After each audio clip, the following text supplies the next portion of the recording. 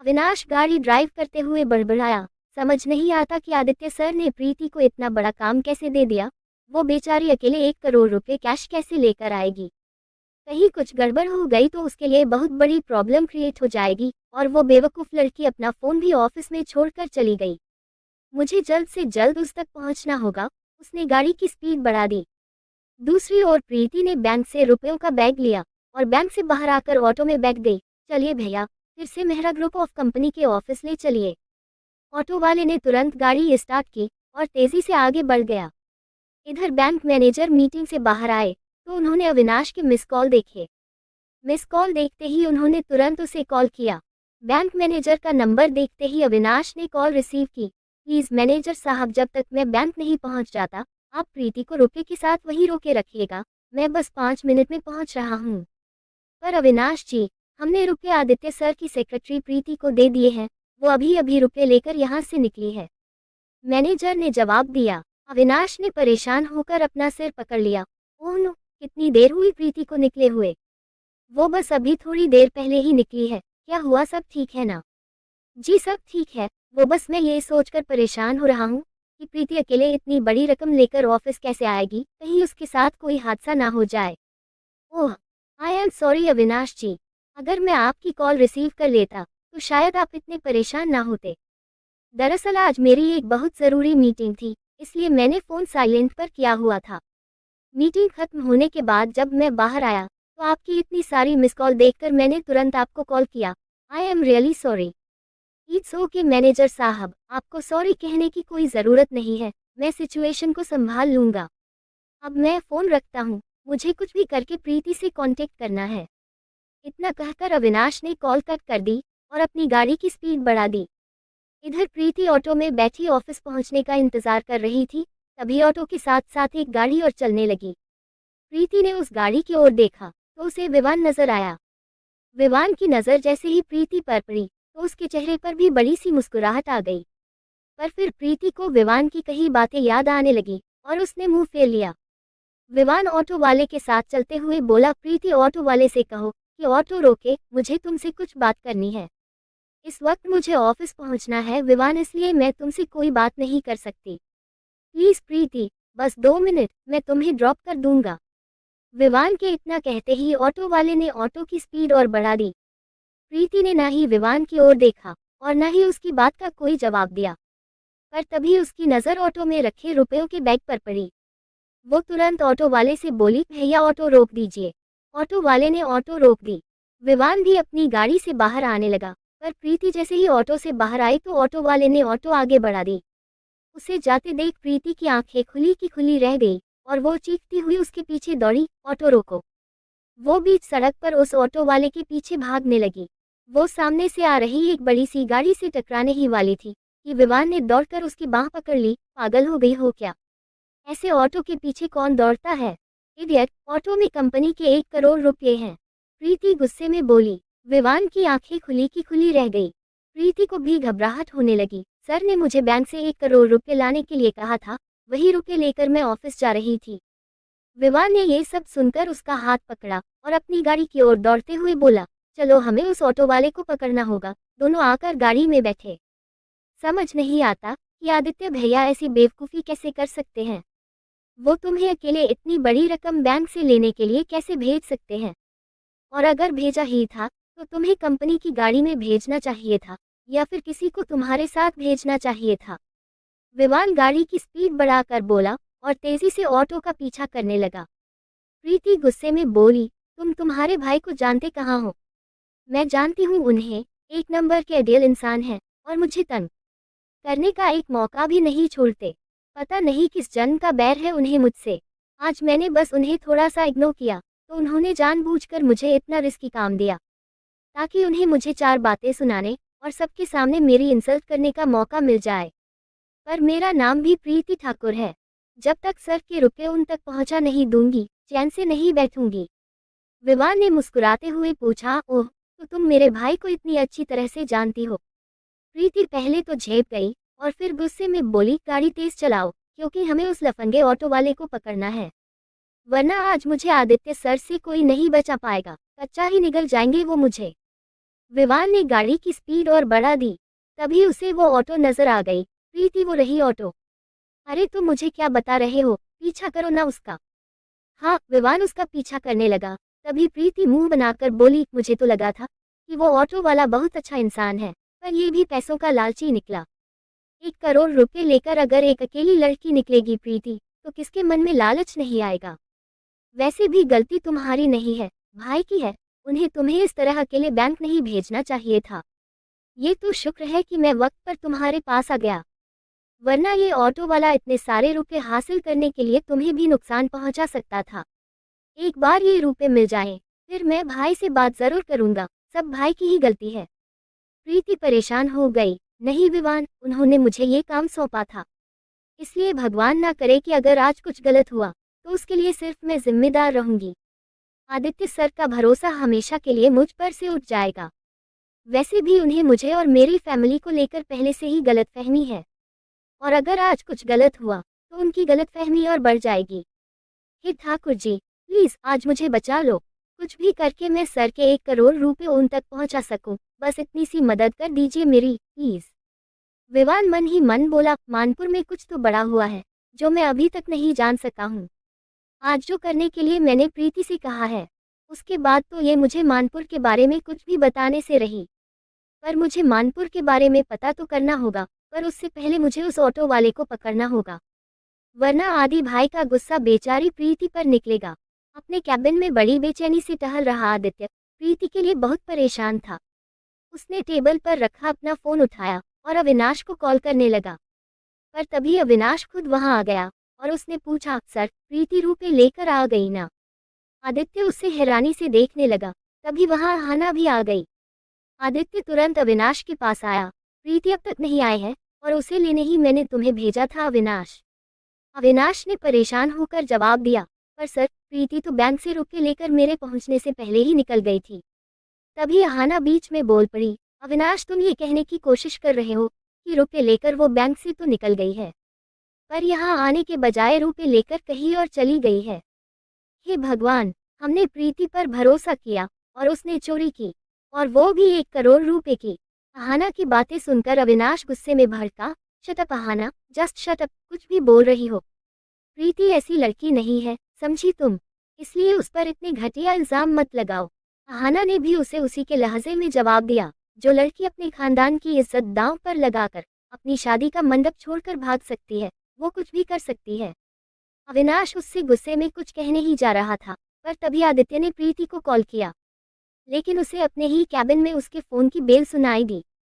उसने तुरंत पलट कर देखा तो अविनाश बोला, प्रीति का फोन मुझे उसके कैबिन में मिला है। शायद जल्दबाजी में वो अपना फोन यही भूल गई थी। आदित्य ने अपनी आंखें बंद कर ली और पलटकर मन ही मन बोला, हे भगवान, कहीं उन रुपयों की वजह से प्रीति किसी मुश्किल में ना फंस गई हो, क्योंकि मुसीबत तो हमेशा उसके पीछे पीछे चलती है। उसे कुछ मत होने देना भगवान, वरना मैं खुद को कभी माफ नहीं कर सकूंगा।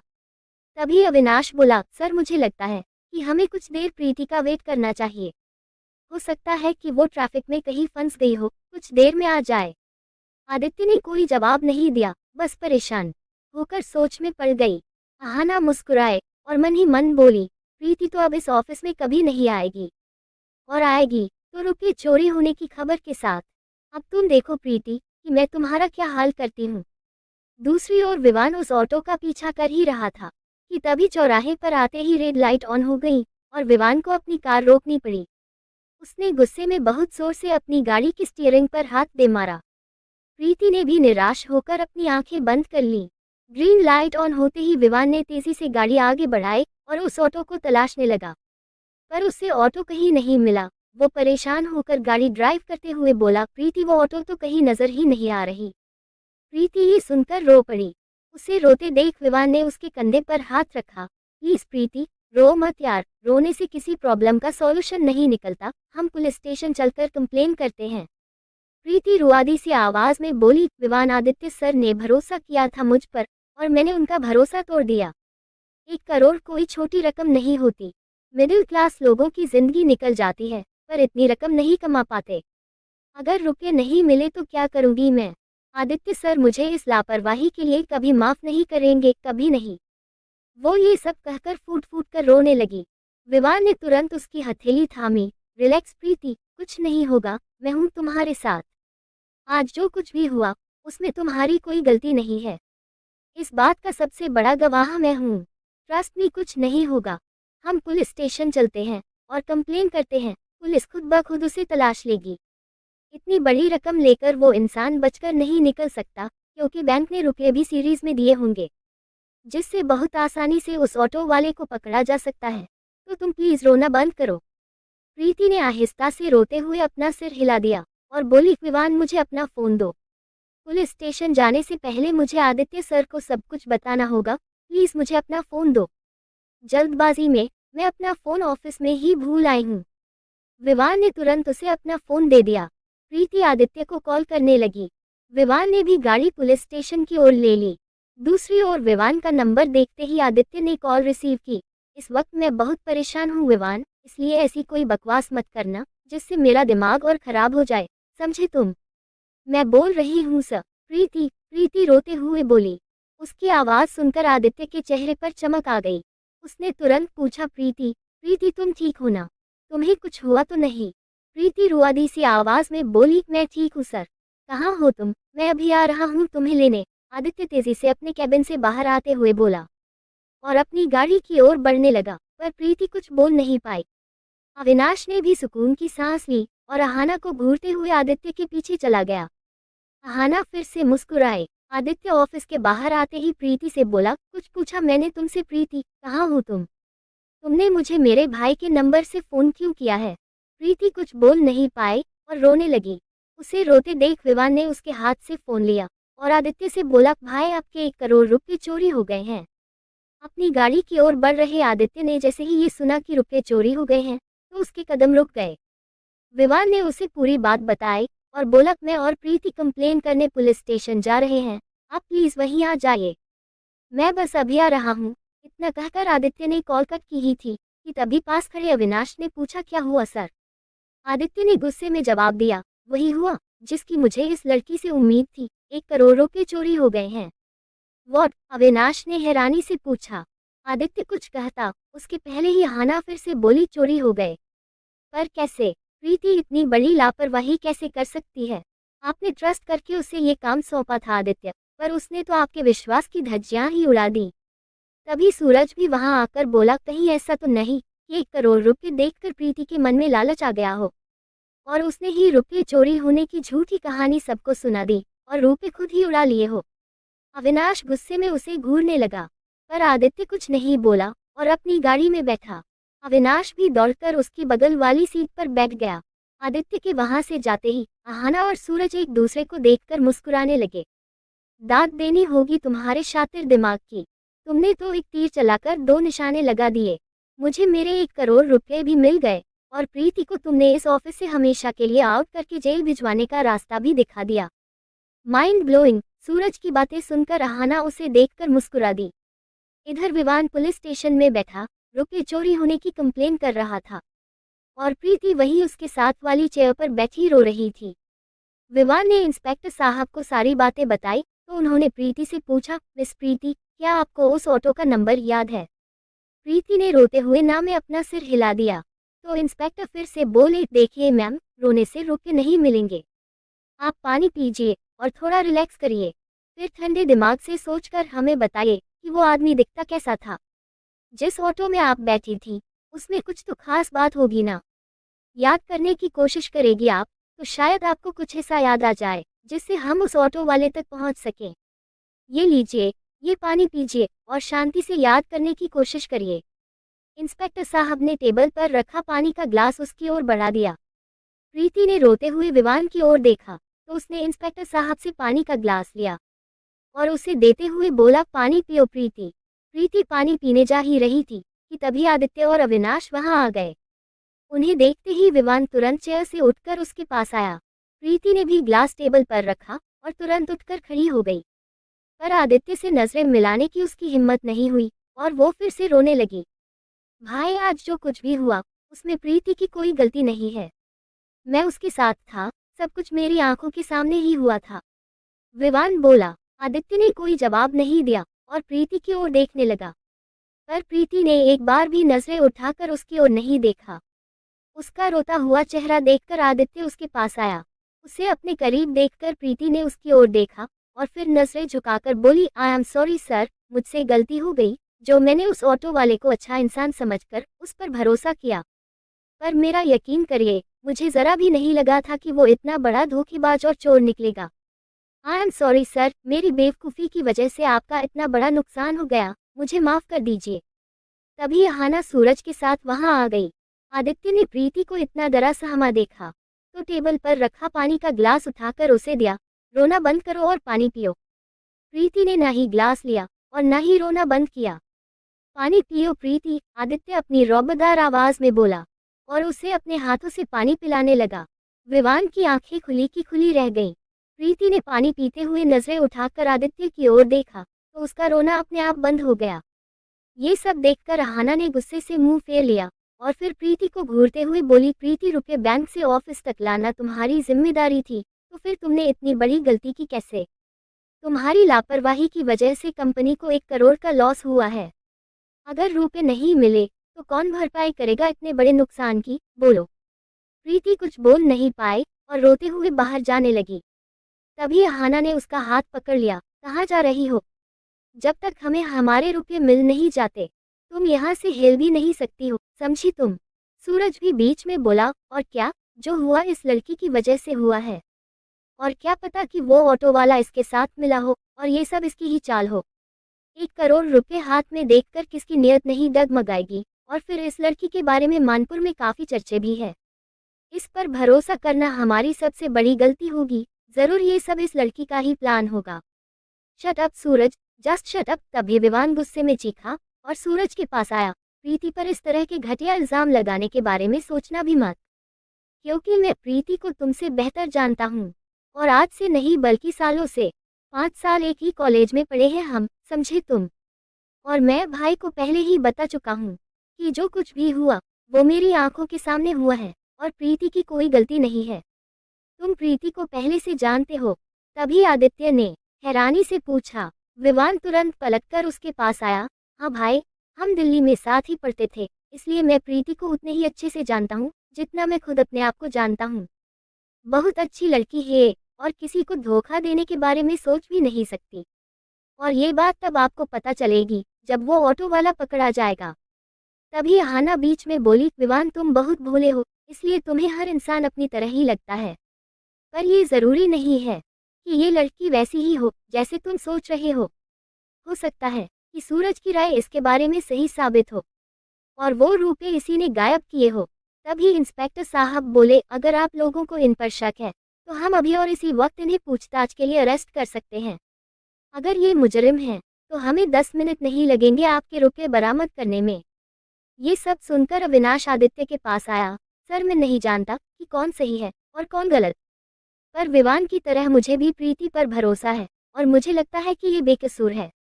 हमें बिना किसी सबूत और गवाह के एक लड़की पर इस तरह के इल्ज़ाम नहीं लगाना चाहिए, क्योंकि अगर हम गलत हुए तो इस लड़की की पूरी जिंदगी बर्बाद हो जाएगी। इसलिए आप जो भी फैसला करें प्लीज सोच समझ कर लीजिएगा। तभी अहाना आदित्य के पास आए और उसकी बांह पर हाथ रखकर बोली, आदित्य, प्रीति से मेरी कोई जाती दुश्मनी नहीं है। आप तो जानते ही हैं कि मैंने ही इसे नौकरी दी थी क्योंकि मुझे ये आपकी सेक्रेटरी की जॉब के लिए एकदम सही लड़की लगी थी। पर फिर भी मैं यही कहूँगी कि एक बार पुलिस को इससे अपने तरीके से पूछताछ करने दीजिए। 1 करोड़ रुपए कोई छोटी मोटी रकम नहीं होती। उन 1 करोड़ रुपयों के लिए आपने ना जाने कितनी रातें जागकर मेहनत की है। इसलिए प्लीज पुलिस को अपना काम करने दीजिए। हम इंस्पेक्टर साहब से बात कर लेंगे, वो प्रीति से शांति से ही पूछताछ करेंगे। आदित्य ने सबकी बातें सुनकर प्रीति की ओर देखा तो वो रोते हुए बोली, प्लीज सर, ट्रस्ट मी, मैंने कुछ नहीं किया। मैं तो उस ऑटो वाले को जानती तक नहीं थी। वो मुझे बस ऑफिस के बाहर ही मिला था और मैं उसमें बैठ गई। मुझे वो अच्छा आदमी लगा, बस इसलिए मैंने सोचा कि इतनी बड़ी रकम अपने साथ लेकर अगर मैं किसी और ऑटो में बैठी तो रिस्की हो सकता है, इसलिए मैंने उसी ऑटो को बैंक के बाहर रोक लिया और रुक के लेकर उसमें ही बैठ गई। प्लीज सर, मेरा यकीन कीजिए, इससे ज़्यादा मैं कुछ नहीं जानती, कुछ नहीं जानती। इतना कहकर वो जमीन पर बैठकर रोने लगी। हम उस ऑटो वाले का पता लगाने की पूरी कोशिश करेंगे, आप फिक्र न करें। चोर और आपके रुपए बहुत जल्द हमारी गिरफ्त में होंगे। तभी इंस्पेक्टर बोले, चोर तो अभी और इसी वक्त पकड़ा जा सकता है, अगर आप इस लड़की से पूछताछ करें। सूरज के इतना कहते ही आदित्य जोर से चीखा, प्रीति से कोई पूछताछ नहीं होगी। सब उसकी ओर हैरानी से देखने लगे। आदित्य प्रीति के पास आया। उसने अपने दोनों हाथों से उसके कंधों को पकड़ा और उसे उठाया। वो उसके आंसू पोंछकर बोला, प्रीति से कोई पूछताछ नहीं होगी, क्योंकि वो जितना जानती थी बता चुकी है, और मुझे उस पर पूरा भरोसा है। ये जो कह रही है वही सच होगा। उसके इतना कहते ही विवान और अविनाश दोनों के चेहरों पर मुस्कुराहट आ गई, पर सूरज और अहाना एक दूसरे का मुंह देखने लगे। प्रीति का भी रोना अचानक से बंद हो गया। वो एकटक आदित्य को देखे जा रही थी। आदित्य इंस्पेक्टर साहब के पास आया। इंस्पेक्टर साहब, प्रीति से उस ऑटो वाले का हुलिया लीजिए और उसे तलाश करिए। उसके मिलते ही सच अपने आप सामने आ जाएगा। ओके मिस प्रीति, आप बैठिए। प्रीति ने आदित्य की ओर देखा तो आदित्य ने उसे बैठने का इशारा किया। प्रीति ने आहिस्ता से अपना सिर हिलाया और इंस्पेक्टर के सामने वाली कुर्सी पर बैठ गई। इंस्पेक्टर ने उसे उस ऑटो वाले के बारे में सब कुछ पूछना शुरू किया। प्रीति उन्हें सब कुछ बताने लगी। सूरज सबकी नज़रों से बचकर अहाना के पास आया और आहिस्ता से बोला, अहाना, कहीं अगर तुम्हारा वो ऑटो वाला पकड़ा गया तो तुम्हारे साथ मैं भी फंस जाऊंगा। अहाना ने प्रीति को घूरते हुए आहिस्ता से जवाब दिया, यू डोंट वरी, कुछ नहीं होगा। वो ऑटो वाला तो तब पकड़ा जाएगा ना जब वो ऑटो वाला होगा। पुलिस तब तक उस आदमी को नहीं ढूंढ पाएगी जब तक वो खुद पुलिस के सामने ना आ जाए। सूरज ये सुनकर मुस्कुरा दिया और मन ही मन बोला, सूरज, इस अहाना से थोड़ा केयरफुल रहना, कहीं इससे रुपये ऐंठने के चक्कर में तू किसी मुश्किल में ना फंस जाए। जो लड़की उस आदमी को धोखा दे सकती है जिससे वो शादी करने जा रही है, तो उसके लिए तुझे धोखा देना कोई मुश्किल काम नहीं है। आज इसने अपने मतलब के लिए इस गांव वाली को फंसा दिया, कल ये तुझे भी फंसा सकती है। इसलिए खुद को बचाने और इसे फंसाने का इंतजाम पहले से ही करके रख ले। तभी अहाना आहिस्ता से बोली, पता नहीं इस लड़की ने आदित्य पर ऐसा क्या जादू कर दिया है जो आदित्य इस पर आंख बंद करके भरोसा करने लगे हैं। पर ये चाहे जो कर ले, इसे तो मैं आदित्य की जिंदगी से आउट करवा कर ही रहूंगी। सूरज फिर से अहाना की ओर देखने लगा। प्रीति जी, एक बार अपने दिमाग पर जोर डालने की कोशिश करिए। हो सकता है कि आपने उस ऑटो का नंबर देखा हो। एक बार सोचकर देखिए, शायद कुछ याद आ जाए। इंस्पेक्टर की बातें सुनकर प्रीति शुरुआत से सब कुछ याद करने की कोशिश करने लगी। तभी आदित्य ने उससे पूछा, प्रीति, तुम हमारे ऑफिस के बाहर से ऑटो में बैठी थी ना? तो हमारे ऑफिस के सीसीटीवी कैमरे से हमें उस आदमी का चेहरा और उसकी ऑटो का नंबर दोनों मिल जाएगा। मैं अभी फुटेज ऑफिस से मंगवाता हूँ। उसने तुरंत अविनाश की ओर देखा और उसे जाने का इशारा किया। अविनाश ने सिर हिलाया और जाने लगा। तभी इंस्पेक्टर साहब बोले, हवलदार आपके साथ जाएगा। इंस्पेक्टर ने वहां खड़े एक हवलदार को अविनाश के साथ जाने का इशारा किया। हवलदार के साथ होते ही अविनाश दौड़ता हुआ वहां से चला गया। उसके जाते ही आदित्य ने किसी को कॉल किया और बात करते हुए वहां से बाहर चला गया। इंस्पेक्टर साहब ने प्रीति की ओर देखा, आप वहां बेंच पर जाकर बैठ जाए, फूटे जाते ही हम उस ऑटो वाले को पहचानने के लिए आपको फिर से बुलाएंगे। प्रीति चुपचाप जाकर बेंच पर बैठ गई। उसने अपने दोनों हाथों से बेंच को पकड़ा हुआ था, पर फिर भी वो घबराहट से कांप रही थी। विवान भी वही परेशान खड़ा था, पर प्रीति से कुछ बोल नहीं पा रहा था। तभी आदित्य आकर प्रीति के पास बैठ गया। उसे अपने पास बैठा देख प्रीति ने नजरें उठाकर उसकी ओर देखा तो उसकी आंखों में अभी भी आंसू थे। आदित्य ने आहिस्ता से उसकी हथेली थामी। मैंने कहा ना प्रीति, आज जो कुछ भी हुआ उसके लिए मैं तुम्हें जिम्मेदार नहीं मानता, क्योंकि आज गलती मेरी थी। मुझे यूं गुस्से में तुम्हें ये काम नहीं सौंपना चाहिए था, जबकि मैं जानता था कि ये काम रिस्की है और तुम्हारे बस की बात नहीं है। पर फिर भी मैंने तुमसे ये काम करने के लिए कहा। I am sorry. आपको सॉरी कहने की कोई ज़रूरत नहीं है सर, क्योंकि आपके ऑर्डर्स फॉलो करना ही मेरा काम है। गलती मेरी ही थी, मुझे उस आदमी पर भरोसा नहीं ही करना चाहिए था।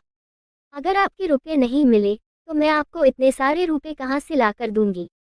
मेरे पास तो इतने रुपए भी नहीं है, मेरी तो नौकरी भी चली जाएगी। आदित्य मुस्कुरा दिया, नहीं जाएगी तुम्हारी नौकरी और रुपए भी मिल जाएंगे प्रीति, क्योंकि 1 करोड़ रुपए बड़ी रकम होती है। बैंक इतनी बड़ी रकम के नंबर सीरीज में देती है तो बहुत आसानी से रुपए मिल जाएंगे, इसलिए तुम्हें टेंशन लेने की ज़रूरत नहीं है। पर सबको तो यही लग रहा है कि मैं ही चोर हूँ, मैंने ही आपके रुपए गायब किए हैं। पर मुझे ऐसा नहीं लगता प्रीति। मैं जानता हूँ कि तुम कभी कोई गलत काम नहीं कर सकती, इतना भरोसा करता हूँ मैं तुम पर। प्रीति ने रोते हुए पूछा, आप सच कह रहे हैं? हाँ, आदित्य ने मुस्कुराते हुए जवाब दिया। उसके हाँ कहते ही प्रीति के रोते हुए चेहरे पर मुस्कुराहट आ गई और वो आदित्य के गले से लग गई। आदित्य ने भी उसे अपनी बाहों में भर लिया। ये देखकर अहाना गुस्से में भन-भनाती हुए बाहर चली गई। पर विवान ये सब देखकर मन ही मन बोला, पहले तो मुझे सिर्फ शक था भाई कि आपके दिल में प्रीति के लिए फीलिंग्स हैं। पर आज आपने प्रीति पर भरोसा करके मुझे ये यकीन दिला दिया है कि मैं सही हूँ। आज आपका प्रीति की ओर बढ़ाया ये कदम अब मैं पीछे नहीं हटने दूंगा। प्रीति के करीब आकर ही आप उस अहाना से दूर हो पाएंगे। मुझे कुछ भी करके प्रीति को आपसे प्यार का नाटक करने के लिए मनाना ही होगा, क्योंकि इस नाटक के बाद आप दोनों ही अपनी फीलिंग्स एक दूसरे से नहीं छिपा पाएंगे। और ये नाटक आपकी और अहाना की शादी तक सच हो ही जाएगा। और फिर आप खुद अहाना से अपना रिश्ता तोड़कर प्रीति का हाथ थामेंगे। इधर अहाना बाहर आई तो सूरज भी उसके पीछे ही बाहर आ गया। तुम प्रीति को आदित्य सर से दूर करने के सपने देख रही हो, और मुझे तो लगता है कि आदित्य सर को प्रीति से दूर करने का तुम्हारा इतना बड़ा प्लान भी फेल हो चुका है। हमने चोरी का सारा इल्ज़ाम उस गवार पर लगा दिया, पर उसके बाद भी आदित्य सर को हमसे ज़्यादा उस लड़की पर भरोसा है। वो तो सर से दूर होने की जगह और करीब आ गई। देखा ना तुमने कि आदित्य सर ने कैसे उसे अपनी बाहों में भरा हुआ है। ऐसे तो उन्होंने शायद तुम्हें भी कभी अपनी बाहों में नहीं लिया होगा। मुझे तो लगता है कि आदित्य सर के दिल में उस लड़की के लिए प्यार वाली फीलिंग्स है। शट अप सूरज, जस्ट शट अप। हाना गुस्से में चीखी। आदित्य के दिल में उस लड़की के लिए सिर्फ हमदर्दी है, प्यार नहीं, समझे तुम? सूरज चुप हो गया। लेखिका कविता वर्मा।